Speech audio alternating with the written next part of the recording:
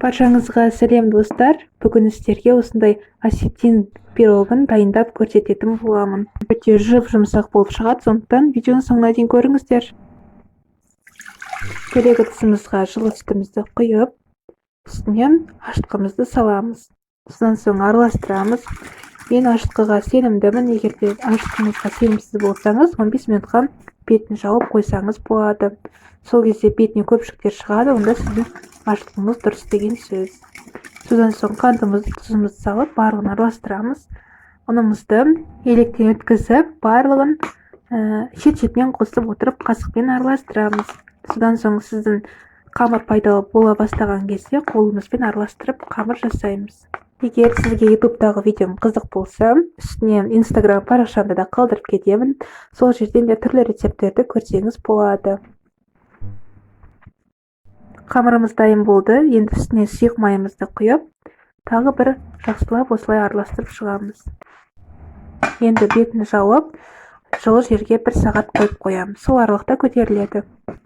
Енді жаңа ғана пісіп шыққан ыстық картоплымызды еземіз. Содан соң үстіне жылы сүтімізді құямыз. Үстіне ірімшігімізді қосамыз. Ірімшікті өткіштен өткізіп алуымыз қажет. Ұсақ бөлігінен өткізген дұрыс. Осылай араластырып шығамыз. Мінекей осындай болып шығады. Енді қамырымыз осылай көтерілді. Көтерілген қамырымызды алып, тағы бір басып шығамыз. Сосын бөлек дастарханға аламыз. Енді 3 бөлікке бөліп шығамыз. Сонда бізде 3 пирог шығады.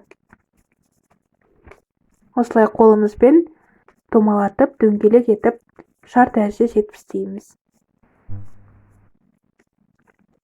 Дастарханымызға ұнымызды сеуіп, бір қамырымызды қолымызбен жаямыз. Ішіне картоплымызды салып, теріс қаратып, бетін жайып шығамыз. Үстіне сәл тесік қалдырамыз. Қызып тұрған пеште 20-25 минуттай пісіреміз. Мінекей енді біздің осетин пирогымыз дайын.